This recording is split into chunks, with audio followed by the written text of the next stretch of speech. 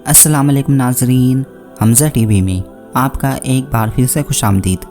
बिस्मिल्लाहिर्रहमानिर्रहीम। तारीख़ लिखने वाले ने शद्दाद का ज़िक्र हज़रत हूद अलैहिस्सलाम के बयान के बाद किया है, इसलिए कि उसका ताल्लुक़ आद कौम से था ताकि ईमान लाने वाले उससे नसीहत हासिल करें। आद कौम में शद्दाद और शदीद ये दो भाई थे जो बड़े दौलतमंद बादशाह थे। मुल्क शाम यानी कि सीरिया में इनकी बादशाही चलती थी।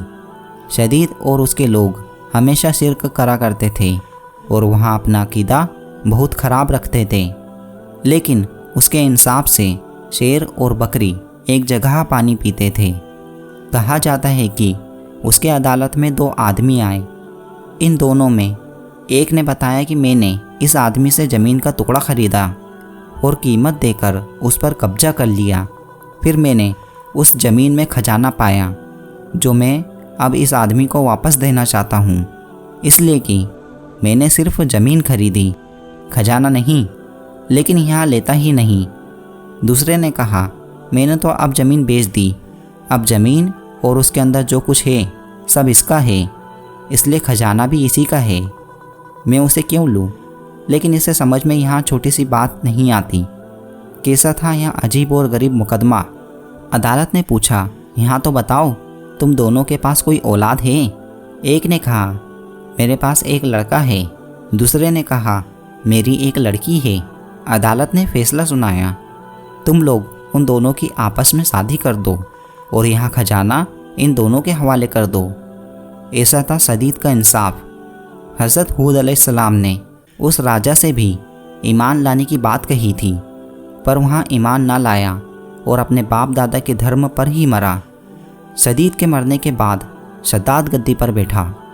हज़रत हूद अलैहिस्सलाम ने उससे भी ईमान लाने की बात कही तो उसने बोला, अगर मैंने तुम्हारा दीन कबूल कर लिया तो उसका क्या फ़ायदा मिलेगा?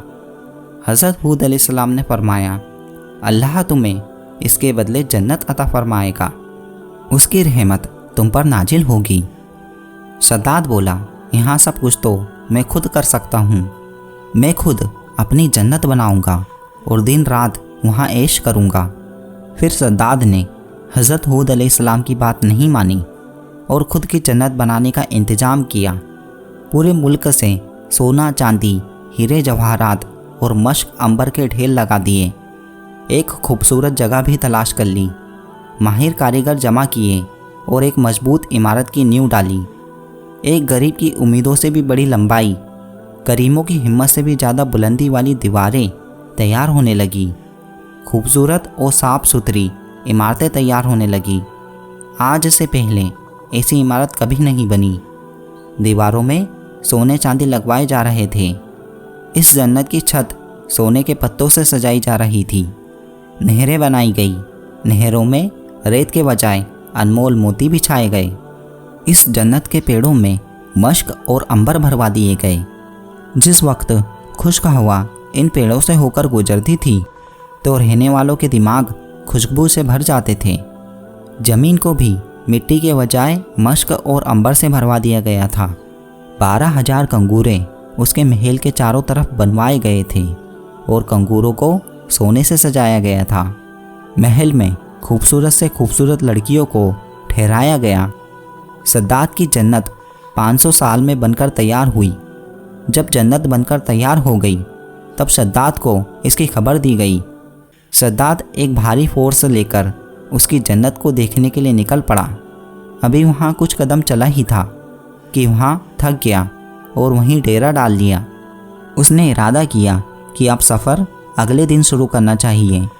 इसी बीच उसे एक हिरन नजर आया जिसके सींग सोने के और आंखें याकूत की थी। शद्दाद उसे देखकर हैरान रह गया और वहाँ अकेला ही घोड़ा दौड़ाकर उसके पीछे चल पड़ा। जब वहाँ लश्कर से बहुत दूर निकल गया तो एक भयानक किस्म का सवार नजर आया। उसने पूछा, क्या इस इमारत बनने से तुझे सुकून मिल जाएगा या तू इसमें रहकर हमेशा हमेशा के लिए ऐश कर पाएगा? शद्दाद काँप गया और पूछा, तू कौन है? तो वह आदमी बोला, मैं मलकुल मौत हूँ, मतलब कि मौत का फरिश्ता।